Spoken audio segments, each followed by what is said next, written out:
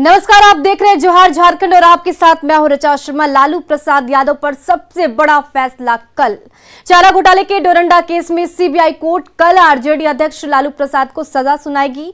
इस मामले में कोर्ट ने 15 फरवरी को लालू प्रसाद को दोषी ठहराया है। सीबीआई कोर्ट ने लालू प्रसाद को साजिश रचने सहित भ्रष्टाचार की कई धाराओं में दोषी ठहराया है। डोरंडा कोषागार से 139 करोड़ की अवैध निकासी की गई थी।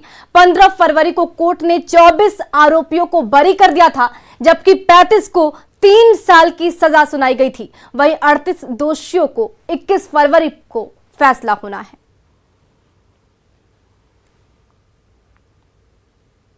लालू प्रसाद की मुश्किलें लगातार बढ़ती जा रही है। करीब 950 करोड़ रुपए की चारा घोटाला मामले में सीबीआई के बाद अब प्रवर्तन निदेशालय यानी कि ईडी ने चारा घोटाले से संबंधित 2 कांडों को टेक ओवर करते हुए मनी लॉन्ड्रिंग एक्ट में केस दर्ज कर लिया है।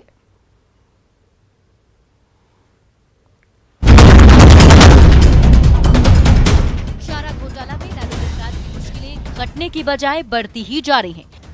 अभी पिछले ही मंगलवार को डोरंडा कोषागार से 139 करोड़ रुपए के अवैध निकासी मामले में लालू प्रसाद को दोषी ठहराया गया है। सोमवार को सजा का ऐलान होगा, लेकिन उसके पहले ही लालू के लिए एक और मुश्किल बढ़ाने वाली खबर सामने आ गई।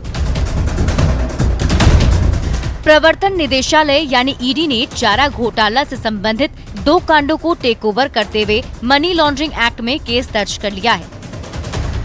इन कांडों में दुमका कोषागार से 3.76 करोड़ रुपए की अवैध निकासी और दुमका कोषागार से 34.91 करोड़ रुपए की अवैध निकासी का मामला शामिल है।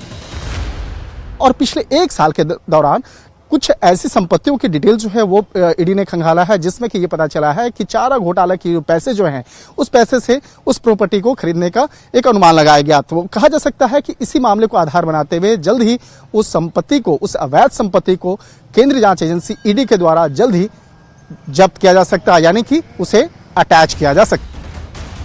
एक तो पहले ही सीबीआई की स्पेशल कोर्ट ने चारा घोटाला के सभी 5 मामलों में लालू प्रसाद को दोषी करार दे दिया है और अब प्रवर्तन निदेशालय की एंट्री से लालू प्रसाद की मुश्किलें और बढ़ सकती हैं, क्योंकि ईडी की टीम मनी लॉन्ड्रिंग एंगल समेत आय से अधिक की संपत्ति एंगल को खंगालेगी।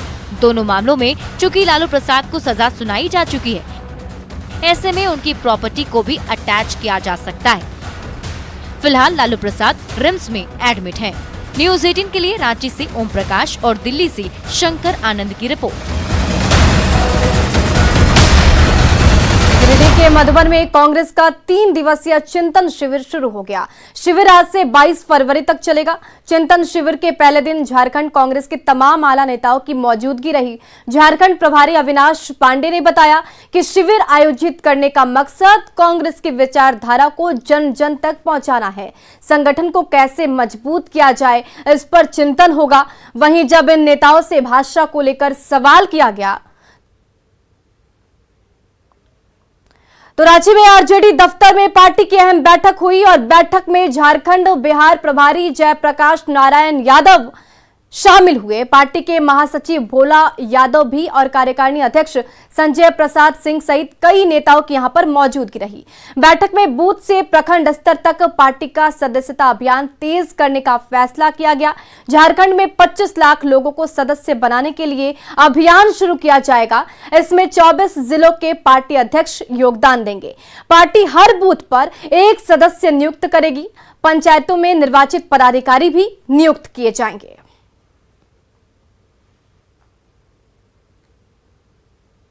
हरेक बूथ पर कम से कम, जहां हमारा जनाधार नहीं है वहां कम से कम एक बुक का मतलब हो गया 25 प्राथमिक सदस्य, 1 क्रियाशील सदस्य बनाना है। और जहां मेरा जनाधार है वहां 1 बुक से लेके 10 बुक तक जितना अधिक से अधिक हो सकेगा हम लोग सदस्यता अभियान चलाएंगे। और उसी में से बूथ स्तर पर मेरा बूथ अध्यक्ष होगा और बूथ पर महासचिव होगा। और आने वाले कल में राष्ट्रीय जनता दल झारखंड के अंदर एक बड़ी शक्ति के रूप में उभरेगी। इसी उम्मीद के साथ हम लोगों ने आज से ये कार्यक्रम शुरू किया है और हम ये मान के चल रहे हैं आने वाला कल हम लोगों का है और हम लोग निश्चित रूप से कामयाब होंगे। और जनसंवाद कार्यक्रम के तहत हजारीबाग के बीजेपी सांसद जयंत सिन्हा ने गोला प्रखंड के सुदूरवर्ती ऊपर बरगा पंचायत में ग्रामीणों की समस्याएं सुनी। ग्रामीणों ने सांसद को समस्याओं से अवगत कराया।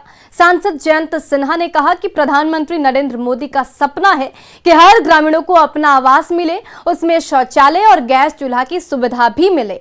केंद्र सरकार निरंतर गरीबों के लिए कार्य कर रही है। का एक सपना है कि हर कोई को एक पक्का घर मिले, उस पक्के घर में उनको शौचालय दिया जाए, गैस का सिलेंडर मिले। हम लोग तो राज्य सरकार के द्वारा चूल्हा भी दे रहे हैं। तो ये हमारे प्रधानमंत्री जी का जो सपना है, इस सपने को साकार करने के लिए हम लोग गांव-गांव का दौरा कर रहे हैं। जिन जिन के पास कच्चा घर है उनको बताया जा रहा है कि प्रधानमंत्री आवास योजना के तहत उनको पक्का घर मिलेगा और ये सब जो है बुनियादी सुविधाएं भी उनको मिलेंगी।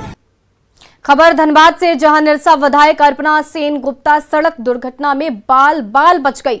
पंडरा मोड़ पेट्रोल पंप से तेल भरवाने के लिए वो सड़क पर पहुंची। इस दौरान एक तेज रफ्तार हाईवा की चपेट में आने से बाल बाल बची। गनीमत रही कि विधायक के ड्राइवर ने सूझबूझ दिखाते हुए वाहन को सही समय पर मोड़ लिया। विधायक ने घटना की सूचना स्थानीय पुलिस को दी। घटना के बाद बड़ी संख्या में विधायक समर्थक वहां पहुंच गए। समर्थकों ने एमपीएल के चलने वाले हाईवा का परिचालन ठप कर दिया। पुलिस हाईवा चालक को पकड़कर साथ ले गई। हाईवा चालक देखने से नाबालिग दिख रहा था, जिसके बाद विधायक अर्पणा सेन गुप्ता ने तमाम हाईवा चलाने वाले ड्राइवर के लाइसेंस की जांच करने की मांग की। निरसा विधायक अर्पणा सेन गुप्ता पोदारडीह स्थित अपने आवास से वाहन पर सवार होकर मुगुमा में आयोजित एक कार्यक्रम में भाग लेने के लिए निकली थी। हम जा रहे थे, लेकिन संयोग बस भगवान ये से जनता का आशीर्वाद से, निरसा विधानसभा का जनता आशीर्वाद से, भगवान का दया से बाल बाल अभी हम बचे। कारण इस तरह से हाईवा चलाना आज हमको खुद हम अपना आंख से देखे और इससे पता चल रहा है कि इस जामतरा रोड में एक भी जनता, इस अगल बगल गांव का जनता सुरक्षित नहीं है। आए दिन इसी कारण से घटना घट रहा है और जो आदमी का जो मौत हो जा रहा है। और मौत में क्या होता है, मुआवजा के तहत एक जीवन को वही 7 लाख 8 लाख रुपया में उस जीवन को मतलब देखा जाता है। राष्ट्रीय बाल अधिकार संरक्षण आयोग के अध्यक्ष प्रियंक कानूनगो अपनी टीम के साथ हजारीबाग के बरही पहुंचे। इस दौरान उन्होंने नई टाट पहुंचकर रुपेश पांडे हत्याकांड मामले में उनके परिजनों से घटना की जानकारी ली। इससे पहले उन्होंने हजारीबाग के एसपी और डीसी और जांच में शामिल पुलिस के पदाधिकारियों और डॉक्टरों से भी पूरे मामले की जानकारी ली। मीडिया से बातचीत करते हुए उन्होंने बताया कि पीड़ित परिवार स्थायी जांच एजेंसी से संतुष्ट नहीं है। अधिकारियों और रुपेश के परिजनों से मिले जानकारी के अनुसार पुलिस की जांच में बाल अधिकारियों का उल्लंघन हुआ है, जिस पर आयोग संज्ञान लेते हुए अपनी रिपोर्ट सरकार को सौंपेगी। उसके दोस्तों के साथ, गवाहों के साथ किसी प्रकार की प्रताड़ना ना हो, ये मांग उनकी है। इसको हम कंसीडर करेंगे अपनी रिपोर्ट। सीबीआई जांच के स्थानीय जांच एजेंसी से संतुष्ट नहीं है, ये बात उन्होंने हमको बताई। जांच तो शक्तियां हैं, हम उसके अनुसार कार्रवाई करेंगे।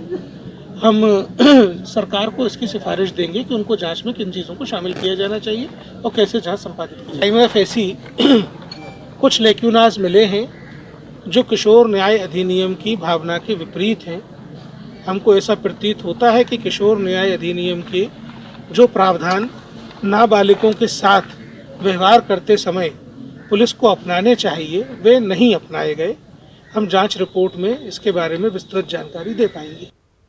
और गिरिडीह के मधुबन में कांग्रेस का 3 दिवसीय चिंतन शिविर शुरू हो गया। शिविर आज से 22 फरवरी तक चलेगा। चिंतन शिविर के पहले दिन झारखंड कांग्रेस के तमाम आला नेताओं की मौजूदगी रही। झारखंड प्रभारी अविनाश पांडे ने बताया कि शिविर आयोजित करने का मकसद कांग्रेस की विचारधारा को जन जन तक पहुंचाना है। संगठन को कैसे मजबूत किया जाए, इस पर भी चिंतन होगी। वहीं जब इन नेताओं से भाषा को लेकर सवाल किया गया तो सभी ने गोलमोल जवाब दिया। भाषा का मुद्दा कांग्रेसियों के लिए ना निकलने वाली और ना उगलने वाली मुद्दा बनकर रह गई। वहीं सीएम हेमंत सोरेन के खनन पट्टा लेने के मामले में सवाल पूछने पर कांग्रेस नेता भड़क गए। गठबंधन की सरकार है, उसके माध्यम से संगठन को भी एक मजबूती प्रदान करना उसका अहम उद्देश्य है। आज यहाँ पर हमारे झारखंड के चुनिंदा 150 करीब डेलीगेट्स यहाँ पर एकत्र हुए हैं। खनन पट्टा लिया अपने नाम से सर, और इस तरह से संवैधानिक पद का दुरुपयोग किया, इस पर क्या कहना चाहिए? आप देखें, खबर चल रही है सर, गलत खबर, और ये PIL भी फाइल हुआ है सर। मेरी बात सुनिए ना, जो खबर है बेबुनियाद खबर है। मुख्यमंत्री जी मालिक है, जो मालिक होगा वो क्या अपने पे लीज पटा लेगा? ये रघुवर दास के कारनामे है। इस तरह से भाषा विवाद है सर, इस पर ऑफिशियल स्टैंड क्या है? देखिए, अभी तो ऑफिशियल स्टैंड आना बाकी है, लेकिन हम बहुत सीधी सादी बात करते हैं कि हम अपनी मातृभाषा के साथ किसी प्रकार का कोई समझौता नहीं कर सकते हैं। हम अपनी माँ भारती के साथ कोई समझौता नहीं कर सकते हैं। कांग्रेस पार्टी सर्वधर्म संभाव में विश्वास रखती है। कद्दावार नेता है सर, जिस तरह से ये मामला सामने आ रहा है सर कि संवैधानिक पदों पर रहते हुए मुख्यमंत्री जी ने अपने संवैधानिक पद का दुरुपयोग किया। आज इसका विषय नहीं, आज इसका विषय ही नहीं। शिविर के तो मुख्यमंत्री ने जिस तरह से अपना खनन पट्टा लिया है मैम अपने नाम से, तो संवैधानिक पदों का जिस तरह दुरुपयोग किया, तो क्या इस पर चिंतन किया जाएगा? मुझे उसके बारे में जानकारी नहीं है। जो आप बोल रहे हैं, जानकारी होगी तो मैं जरूर बोलूंगी। पूरे मीडिया में फैला हुआ मैम। ये चिंतन शिविर जो है, ये कांग्रेस, हम अपने बारे में कर रहे हैं, दूसरा क्या कर रहा है उसके बारे में कांग्रेस भी सत्ता में है। 1932 के खतियान पे कांग्रेस का क्या स्टैंड है? उसके लिए जो मेरे ऊपर सीनियर्स हैं वो स्टैंड बताएंगे। और बड़ी खबर देवघर से, जहां पुलिस ने 14 साइबर अपराधियों को गिरफ्तार किया है। पालाचोरी थाना इलाके के अंगवाली में छापेमारी कर साइबर शातिरों को गिरफ्तार किया गया है।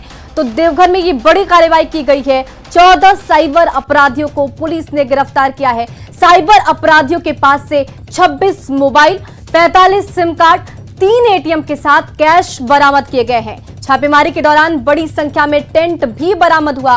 पुलिस की लगातार कार्रवाई के बाद साइबर अपराधी जंगलों में अपना ठिकाना बनाकर टेंट के सहारे रात गुजार रहे थे और यहीं से ठगी की घटना को अंजाम भी दे रहे थे।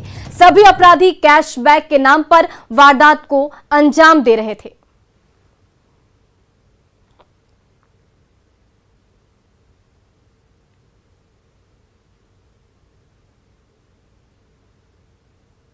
पालाचोरी के अंगवाली गांव जो एक क्षेत्र है, वहाँ पे कुछ साइबर अपराधी जो है लगातार जो साइबर अपराध का दबिश बन रहा है, उससे वो बचने के लिए वो टेंट लगाकर जंगल में छुप रहे थे। तो उस जगह पे हम लोगों ने उनको पकड़ा है, वहाँ पे घेर के पकड़ा गया, जिसमें 14 साइबर अपराधियों की गिरफ्तारी हुई है, जिनके पास से कुछ 26 मोबाइल फ़ोन, 45 सिम कार्ड, 3100 रुपये नगद और 3 ATM कार्ड बरामदगी हुई है। और इसमें एक नवाज वारसी है, जिनका पूर्व में भी साइबर थाना कांड संख्या 22-19 में वो जेल में गए थे और छत्तीसगढ़ जिला में भी वो आरोपित हैं। तो साइबर अपराधियों के निशाने पर अब अन्नदाता भी आ चुके हैं। किसानों को साइबर अपराधी फोन कर धान की दूसरी किस्त मुहैया कराने के नाम पर उनसे बैंक के डिटेल और आधार कार्ड का नंबर मंगा रहे हैं। रांची के कई किसान साइबर अपराधियों के निशाने पर हैं। साइबर अपराधियों के निशाने पर अन्नदाता, किसानों की जमा पूंजी पर शातिरों की नजर। साइबर शातिर किसानों को कर रहे कॉल, साइबर शातिरों के कारनामों का खुलासा। किसानों को भी निशाना बनाने से साइबर अपराधी नहीं चूक रहे हैं। अन्नदाताओं की जमा पूंजी पर साइबर अपराधियों की नजर है। रांची के किसान इम्तियाज का कहना है कि उन्हें भी एक कॉल आया, लेकिन उन्होंने अपना डिटेल नहीं दिया। तरह का है, हम लोग आया है, लेकिन हम लोग प्रशासन से बात किए इस विषय में, तो वहाँ पे हम लोग को इस संबंध में कहा गया और उससे हम लोग को बचना है। क्या क्या मांगा जा रहा है? वैसे तो बैंक डिटेल्स मांगा गया, आधार कार्ड मांगा गया और कुछ मतलब दूसरी किस्त का लेके बोला कि पैसा इस तरह आएगा, इस कह के इस तरह हम लोग ऐसे डॉक्यूमेंट्स हम लोग से लिया गया है। साइबर अपराधियों का ये कारनामा पुलिस के पास भी पहुंचा है और कई किसान इसके शिकार हुए हैं। रांची के नगड़ी, बेड़ो, पिठोरिया, लापुंग से इस तरह के मामले सामने आए हैं और इसको लेकर किसानों को जागरूक करने को लेकर थानेदारों को कहा गया है। जो भी टाउन से जो सटा जो हम लोगों का थाना पड़ जा रहा है, चाहे वो कांके हो, पिठोरिया हो, नगरी का एरिया हो, बेरो सम एक्सटेंट, वहाँ लोग काफ़ी एक्टिव हुए हैं। उधर से शिकायतें मिली है, हो सकता है दूसरे थाना क्षेत्र से भी हुआ होगा, लेकिन वहाँ के लोग शेयर नहीं कर पा रहे हैं। तो जरूर हम लोग तक इत्तला दें हम लोग काम करने के लिए तैयार हैं। किसी तरह की कोई भी परेशानी, चाहे साइबर से रिलेटेड हो, अपराधकर्मी से रिलेटेड हो, जरूर बताइए, सहयोग कीजिए। बहरहाल अन्नदाताओं पर साइबर अपराधियों की पैनी नजर से किसान खौफजदा हैं। पुलिस कार्रवाई की बात कर तो रही है, लेकिन झारखंड में साइबर अपराधी बेखौफ होकर कारनामों को अंजाम दे रहे हैं और अब किसान भी साइबर शातिरों के जाल में फंस रहे हैं। न्यूज़ 18 के लिए रांची से ओम प्रकाश की रिपोर्ट। सिमडेगा में उत्पाद विभाग ने बड़ी कार्रवाई करते हुए भारी मात्रा में अवैध शराब, हंडिया और जावा महुआ जब्त किया है। कोलेबिरा के बनिया बस्ती में छापेमारी के दौरान पुलिस ने अवैध शराब जब्त किया। पुलिस ने यहां से 80 लीटर अवैध शराब, 150 किलो हंडिया जब्त की है। वहीं 2000 किलो जावा महुआ भी नष्ट किया गया। मामले में एक आरोपी की गिरफ्तारी भी हुई है। में आरती देवी के यहाँ छापेमारी किया गया, जहाँ से 20 लीटर अवैध चुलाई शराब बरामद किया गया और उन पर फरार अभियोग दर्ज किया जाएगा। कोलेबिरा भुगता टोली में ज्ञानचंद सिंह, पूसा प्रसाद, भोला प्रसाद के यहाँ छापेमारी किया गया, जिसके यहाँ से 50-50 केजी पचवे बरामद किया, जिसको लोकल भाषा में हड़िया बोलते हैं। उन पर भी फरार अभियोग दर्ज किया जाएगा। कोलेबिरा खोजा टोली से बाबूलाल कटाई घर में छापेमारी किया गया, जिसके यहाँ से 10 लीटर अवैध चुलाई शराब बरामद किया गया और साथ ही उनको गिरफ्तार किया गया। जीवन में मेहनत और लगन से कुछ भी संभव है। न्यूज़ 18 की पहल बायजूस यंग जीनियस में हम कई ऐसे बच्चों से मिले जिन्होंने अपने दृढ़ संकल्प से वो कर दिखाया जो उनकी उम्र में असंभव प्रतीत होता है। आनंद नरसिम्हन ने पहले एपिसोड में दिखाए गए चंचला कुमारी के साथ बातचीत की। आइए एक नजर डालते हैं।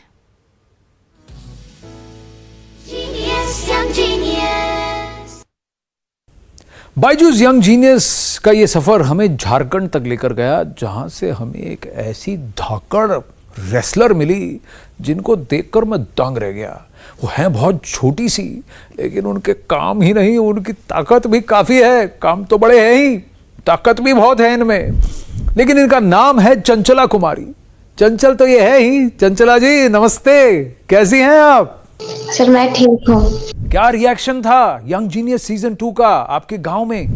सर वो बहुत खुश हुए क्योंकि इतना आगे तक अभी तक कोई नहीं गया वहाँ, और वो मेरे लिए बहुत खुश थे। वो आप अपनी एक आइडल से मिली, गीता फोगाट जी से, कैसा लगा आपको? मैं जब गीता मैम से मिली तो उनसे मिलके बहुत अच्छा लगा, और उनसे मैंने पूछा उनके एक्सपीरियंस के बारे में, तो उन्होंने बताया कि बस मेहनत करते जाओ और लाइफ में बस आगे बढ़ते रहो।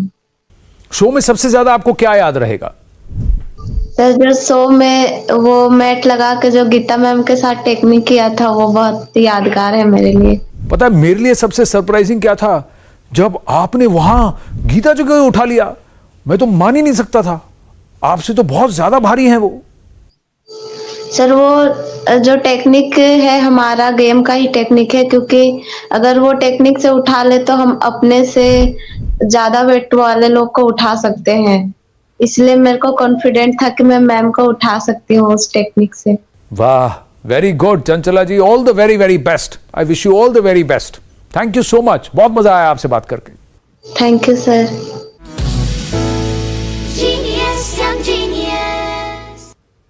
और फिलहाल इस बुलेटिन में बस इतना ही। बने रहे न्यूज़ 18 बिहार झारखंड के साथ।